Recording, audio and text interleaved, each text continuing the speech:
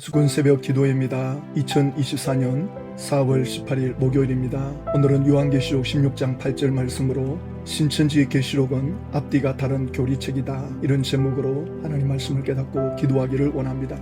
8절 말씀을 보시면 넷째 천사가 그 대접을 해 소돔에 해가 권세를 받아 불로 사람을 태우니, 먼저 신천지 빌립 지파장이 이 본문을 가지고 설명하는 내용을 보면요, 넷째 천사가 대접을 태양에다가 쏟아붓습니다. 그 해는 권세를 받는데 그 해가 바로 거짓 목자다, 장막 성전에 들어온 당시다. 당시가 누군지 이름을 밝히지 않습니다.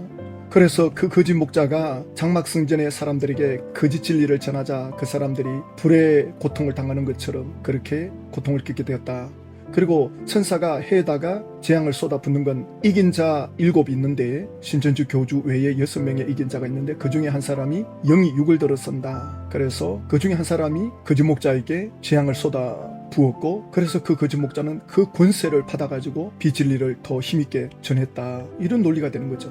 자, 그러면 어떤 문제가 있냐면, 지금 이 거짓 목자가 비진리를 전할 수 있었던 것, 장막 성전의 사람들을 불로 태우듯이 고통을 줄 수 있었던 것은 권세를 받았기 때문입니다. 그 권세를 누가 줬습니까? 천사가 재앙을 쏟아부었는데 그 천사 손에 쓰임받는 이긴 자. 그러면 궁극적으로 장막 성전의 사람들을 불로 태우는 고통을 누가 주느냐? 이긴 자가 주는 거예요. 또 이긴 자 배후에는 천사가 있고, 그러면 천사가 장막 성전 사람들에게 이 고통을 준다면, 그러면 거짓 선지자라고 하는 그 사람에게 무슨 잘못이 있습니까?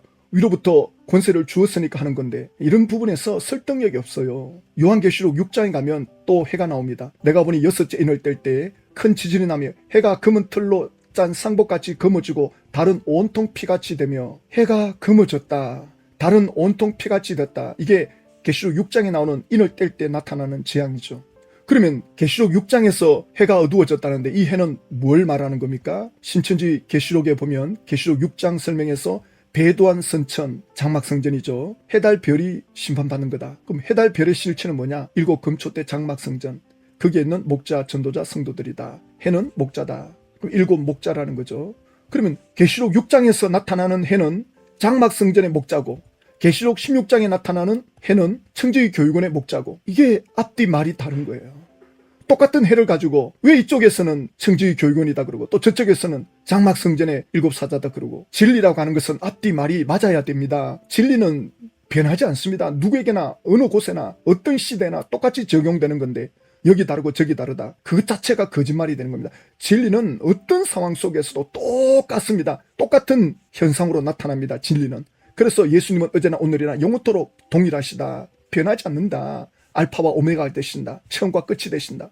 변함이 없는 예수님. 그래서 예수님이 내가 진리다, 그 말씀을 하시는 겁니다. 똑같은 해인데 그 신천지 관계자분들은 이런 거를 강사나 지파장에게 물어봐야 됩니다. 계시록 6장에도 해가 재앙을 받고 16장에도 해가 재앙을 받는데 왜 그 대상이 다르냐? 똑같은 해인데 거기에 대한 명분 있는 설명을 들어야 돼요. 신천지의 모든 성경 해석은 이렇게 아전인수격으로 그때그때마다 자기 입맛에 맞추는, 그러다 보니까 나중에 이제 가면 전부 이게 거짓말이 되는 거예요. 처음에는 그게 그건 줄 알았는데 하니까 또 다른 소리를 하는 거예요. 그럼 이게 뭐냐? 그러니까 계시록이 원래 요한의 계시록대로 해석을 안 하니까 이런 현상이 나오는 거예요. 요한은 그런 식으로 해석하라고 기록한 게 아니에요. 그리고 억지로 푸니까 멸망의 길로 가는 거죠. 왜 억지로 풉니까? 자기 입맛에 맞추려고. 그리고 더 기가 막힌 건 평화의 궁전 옥상에 해와 달을 만들어 놓았잖아요. 해는 신천지 교주고 달은 김 원장 아닙니까? 그럼 여기는 또 뭘 말하는 겁니까? 이 해는 계시록에서는 하나의 해를 가지고 장막 성전이라 그랬다가 청지기 교육원이라 그랬다, 또 여기서는 또 신천지 총회장이라 그랬다가, 그러니까 그저 그때마다 자기 입맛에 맞추는, 자기 뜻에 맞추는 성경 해석. 모든 이단들이 다 그렇습니다. 성경은 그런 식으로 자기한테 아무 때나 끌어맞추는, 그렇게 하면 안 됩니다. 신천지 계시록은 앞뒤가 맞지가 않아요. 진리가 아닙니다. 이게 바로 비진리입니다. 뭐가 비진리냐 그러니까 칼빈이 장로교 창시자인데 58명을 죽였다나? 교리를 따르지 않는다고. 칼빈은 일반 시민입니다. 일반 시민이 자기 교리 따르지 않는다고 사람을 처형해? 나라가 가만히 있습니까? 스위스라는 나라가 뭐 그렇게 가만히 보고만 있습니까? 설득력이 없습니다. 근거가 없습니다. 칼빈이 어떤 사람에게도 처형하지 않았습니다. 다만 그 당시 법 법전을 만드는, 오늘날로 말하면 국무회의 같은 데서 교수들의 의견을 참고하잖아요. 모든 교수들의 그 연구를 참고해가지고 법전을 만들잖아요. 법을 만들잖아요. 그러면 스위스 같은 그 당시에는 기독교 국가가 이제 형성될 때이기 때문에 많은 학자들의 의견을 조합해서 법을 만드는데, 그러나 그 법과 상관없이 죄를 지은 사람은 이제 심판을 받죠. 그러나 칼빈이 기독교라고 하는 강요 책을 너무나도 잘 기록했기 때문에 그런 정치인들이 많이 보기도 하고 참고하기도 했지만, 그거 가지고 그게 사람을 처형하는 데 사용됐다, 이렇게 억지로 끼워 맞추면 안 됩니다. 요한계시록 16장 8절에 네 번째 천사가 대접을 해에다가 쏟아붓는데 그 해가 힘을 받아요. 그래가지고 사람을 불러 태웁니다. 그럼 이게 상징 아닙니까? 그럼 2000년 전에 계시록을 읽었던 사람들은 이 말씀이 무슨 말씀인지 이해가 될까요? 너무나도 잘 이해가 되죠. 생생하게 이해가 되죠. 지금 2000년 전에 그 시대 사람들에게 주는 메시지입니다. 1차적으로. 그러니까 그 시대 사람들이 이해했던 것을 이해하고, 그 다음에 오늘 우리 시대에게 뭘 말하는가, 이렇게 적용이 돼야 됩니다. 성경은 모든 것을 그렇게 해석해야 됩니다. 2000년을 뛰어넘어가지고 오늘 신천지에게 주는 말씀입니다. 그런 성경이 어디 있습니까? 2000년 전에 로마인들이 태양을 신격화했습니다. 그래서 그 신을 다스리는 신이 있는데 헤리오스, 아폴론, 히페리온, 세 명의 신이 태양을 다스린다.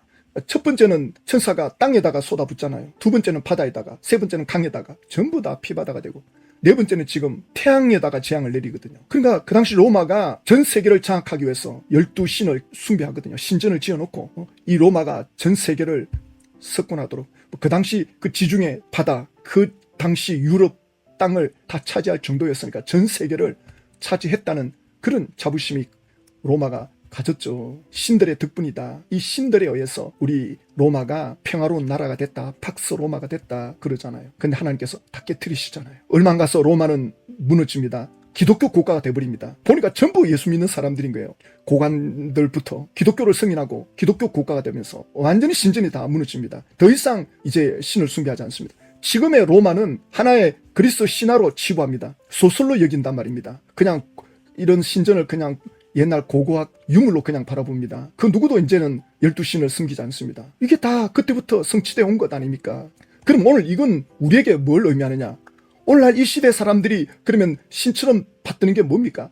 오늘날 사람들이 마음의 욕망을 가지고 쫓아가는 게 무엇입니까? 세상입니다. 이 세상이 영원할 것처럼, 여기서 부귀영화를 누릴 것처럼, 여기서 안 죽을 것처럼 사람들은 이 세상을 의지하고 살죠. 이 세상의 뜻을 두고 땅의 것을 생각하고 살지 않습니까? 그래서 하나님은 깨우는 겁니다. 이 세상은 영원한 곳이 아니다. 유한한 존재다. 여기서 영원히 살 것처럼 생각하지 마라. 언제 끝날지 모른다. 끊임없이 하나님이 흔드는 겁니다. 경고하는 겁니다. 이런 것들을 보면서 깨닫고 예수님께로 돌아오는 사람들 많죠. 인간은 왜 유한한 존재인가? 왜 이 세상은 이렇게 고통의 연속인가? 왜 고난이 티끌처럼 날리는가? 그런 걸 보면서 창조주를 찾게 되죠. 그러나 끝까지 회개 안 하는 사람들도 굉장히 많습니다. 베드로후서 3장 7절에는 이제 하늘과 땅은 그 동일한 말씀으로 불사르기 위하여 보호하신 바 되어 경건하지 아니한 사람들의 심판과 멸망의 날까지 보존하여 두신 것이라. 하나님께서 왜 이 세상을 보존하고 있느냐? 당장이라도 심판할 수 있는데 경건하지 아니한 사람들이 심판받을 때까지, 그때까지 때를 기다리시는 거죠. 그렇다고 해서 하나님이 때에 제한을 받는 분은 아닙니다. 하나님은 하루가 천년 같고 천년이 하루 같습니다. 당장이라도 하나님은 끝장낼 수 있는 분이십니다. 시간에 매이지 않는 분이십니다. 그러면 왜 예수님이 곧 오실 것처럼 말씀하시면서 2000년의 세월이 흐릅니까? 그때 시대 사람들도 예수님이 곧 올 것처럼 믿었거든요. 왜냐하면 예수님이 제자들에게 곧 올 것처럼 말씀하셨거든요. 그러니까 제자들이 느끼기에는 그 곧 오는 것이 자기들이 살아있는 당대에 예수님이 오실 걸로 믿었죠. 우리를 설마 내버려 둘까? 이렇게 고통당하는데 곧 오시겠지, 곧 오시겠지 했는데 예수님이 오지 않으시니까 좀 오해하는 이들이 있었죠. 그래서 어떤 이들은 더디다고 생각하는 것 같이 더딘 것이 아니다. 예수님의 약속은 사람이 생각할 때는 늦는 것 같지만 예수님이 늦는 이유가 있다면 딱 한 가지라는 거죠. 베드로후서 3장 9절에 오직 주께서는 너희를 대하여 오래 참으사 아무도 멸망하지 아니하고 다 회개하기에 이르기를 원하시느니라. 예수님이 재림이 늦어지는 이유는 능력이 없어서도 아니고 천국이 준비돼서가 아니라 재림이 늦어지는 이유는 딱 한 가지.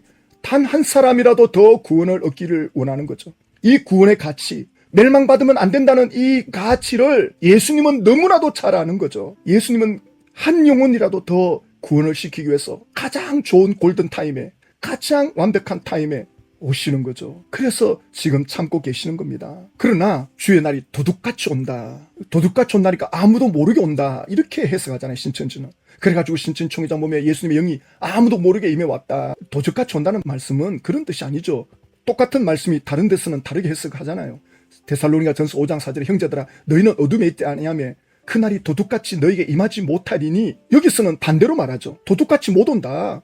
여기서는 도둑같이 온다. 여기는 도둑같이 못 온다. 그러니까 이런 양쪽 이야기를 들어보면 이게 뭘 의미하는지를 알잖아요. 근데 한쪽 말만 들으면 도둑같이 온다? 아무도 모르게 오네? 그럼 이건 어떻게 할 겁니까? 그러니까 신천지 분들이 어떤 주장을 할 때 항상 한쪽에 치우쳐 있거든요. 항상 반대되는 성경 구절을 갖다 들이대야 돼요. 그래서 예수님은 하나님이시다. 그러니까 하나님의 아들인데 어떻게 하나님이냐? 그러면 빌립보서 2장을 갖다 들이대야죠. 예수님은 근본 하나님이시나 하나님과 동등됨을 취할 것으로 여기지 아니하시고, 이걸 어떻게 해석할 겁니까? 항상 성경은 양쪽을 이야기하거든요. 그 양면을 보면 뭘 말하는지를 이해되죠. 그러니까 신천지는 모든 게 치우쳐 있습니다. 한쪽으로, 그 한쪽도 자기들이 유리한 것만 다 끌어다가 끼워 맞춰놓고 있거든요. 그걸 깨뜨리려면 그와 정반대되는 말씀을 계속 갖다 들이대야 돼요. 여기는 완전 다른 말이죠. 도둑같이 못 온다. 너희는 다 빛의 아들이요 낮의 아들이라 우리가 밤이나 어둠에 속하지 아니하였나니. 그렇습니다. 밤이 대낮같이 밝은데 도둑이 들어오는 게 안 보이나요? 불을 다 켜놓았는데 도둑이 오는 게 안 보입니까? 그러니까 불을 켜놓은 집은 도둑이 오는 게 보여요. 잠자지 않고 불 켜놓고 있는 집은 도둑이 오는 것이 보입니다. 도둑이 오는데 도둑질 당합니까? 당장 쫓아내죠. 그러나 불 꺼놓고 잠자고 있으면 도둑같이 오는 거죠. 지도세도 모르게 와서 도둑질 하죠. 이게 영적인 비유 아닙니까? 그러니까 밤에 속했느냐 낮에 속했느냐. 데살로니가 교인들에게 사도 바울은 너희들은 낮에 속한 자들이다. 예수님이 언제 오는지 알 수 있다. 데살로니가 교인들이 예수님이 언제 오시지? 혹시 올 때 우리가 모르면 어떻게 하지? 걱정을 하니까 걱정하지 마라.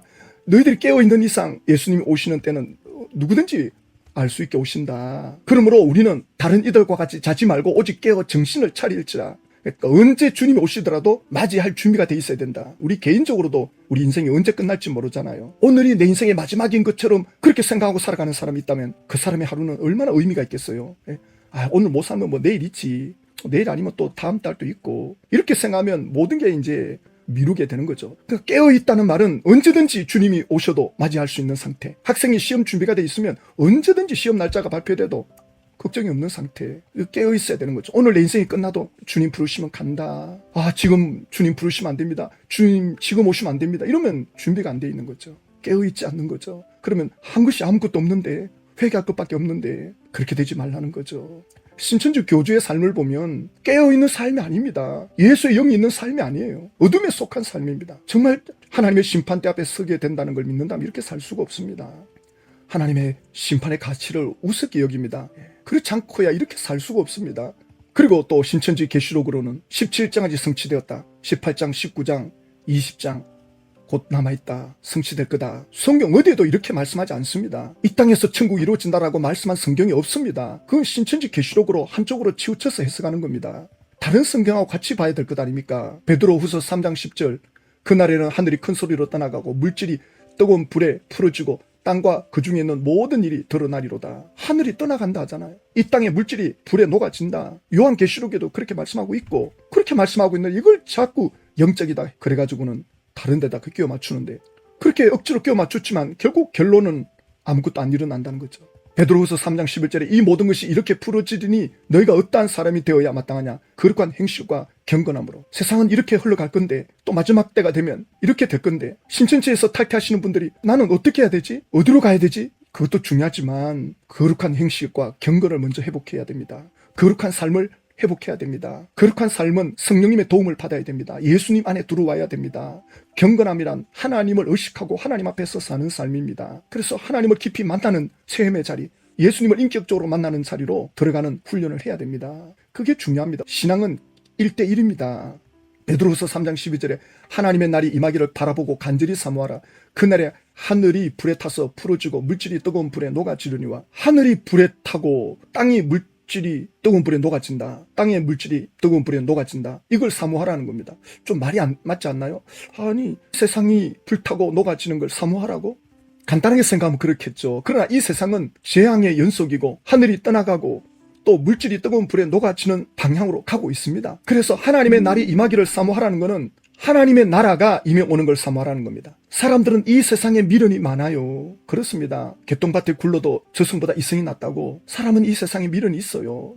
너무나도 눈에 생생하게 보이니까. 그러나 천국이 막연한 세상이 될 것 같습니까? 많은 경험자들이 하나같이 이구동성으로 천국을 경험하고 지옥을 경험하고 하는 분들의 말에 공통된 말이 뭔지 아세요? 너무도 생생하다. 마치 그 현장을 보고 온 분들 있잖아요. 그것과 다를 바가 없다. 마치 피부로 느끼는 것처럼 생생하게 느껴진다. 천국과 지옥을. 그러면 이 말씀이 맞는 거죠. 이 세상은 점점점 녹아지고 있지만, 풀어지고 있지만 하나님의 나라는 영원토록 생생하게 빛이 나는 실감 있는 그 하나님의 나라이니까 사모하라는 거죠. 인간들이 생각할 때는 이 세상이 미련이 있지만 하나님의 나라를 알면, 천국을 알면 달라지는 거죠. 하나님은 그걸 아시기 때문에 이 세상보다 예배해 놓은 천국이 얼마나 좋은 세상인지를 알기 때문에 사모하라는 거예요. 그날을 기대해도 좋다는 거예요. 이 세상이 불타고 없어져도 하늘을 기대해도 좋다. 천국을 기대해도 좋다. 너무 멋진 말씀 아닙니까? 모든 것이 다 죽음을 향해서 가고 있는데 하늘에 소망이 있다. 이건 너무 감격스럽습니다. 베드로후서 3장 13절에 우리는 그의 약속대로 의의가 있는 곳인 새하늘과 새 땅을 바라보도다. 의의가 있다는 말은 이 완전하다는 뜻이거든. 오를 의자. 거짓이 없고 마귀가 없고 죄가 없는 완전한 곳.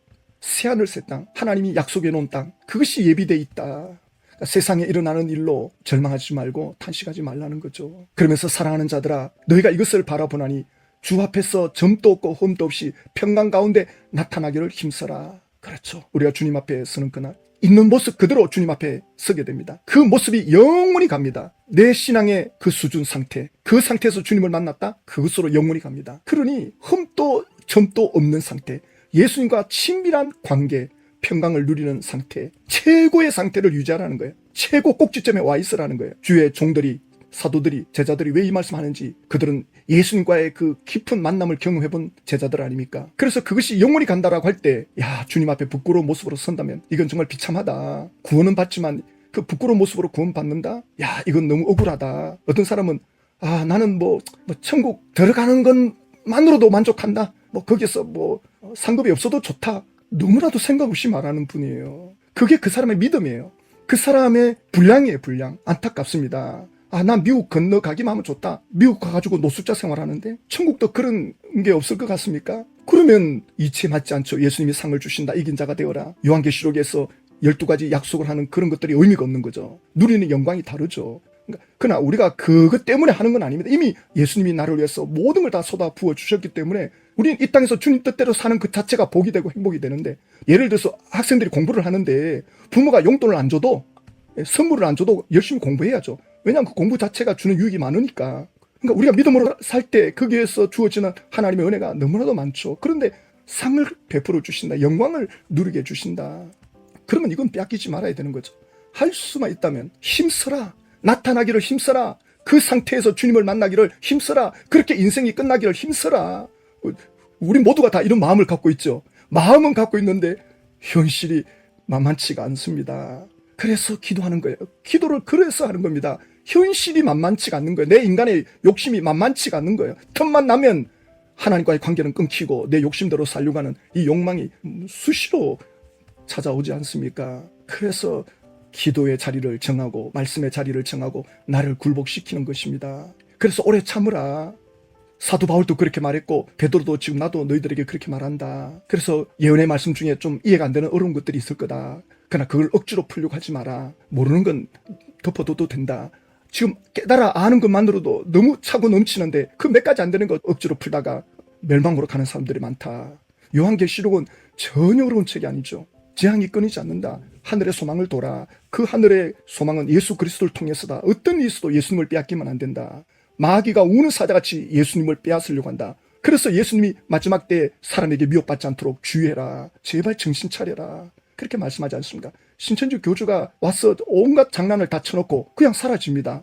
어느 날 이제 아무것도 못하는 상태가 될 겁니다. 그럼 그동안 한 말은 다 뭐가 됩니까? 전부 거짓말이 되는 거죠. 하나님께로부터 받은 계시가 아니고 귀신으로부터 받은 계시죠. 결국 마귀와 함께 불과 유황으로 던져지는데 거기에 집화장 강사들도 똑같이 거짓 선지자 노릇하는 자들이 나올 겁니다. 더 이상 따라가시면 안 됩니다. 하나님 아버지, 신천지는 신천지 계시록으로 사람들을 미혹합니다. 지옥으로 끌고 가고 있습니다. 그들의 영혼을 도둑질하고 있습니다. 신천지 12지 파장독과 강사들에게 역사하는 이 귀신의 가르침 미혹 영들 예수 이름으로 떠나갈지어다. 전국 12지파의 기도의 파수꾼들이 일어나고 전도 파수꾼들이 일어나서 이 귀신의 가르침을 막을 수 있게 하여 주시옵소서. 성령의 생기를 신천지에 부어주시고 회개영을 부어주셔서 철저하게 회개하고 깨닫고 예수 안에서 회복되는 역사가 일어나게 하여 주시옵소서. 예수님의 이름으로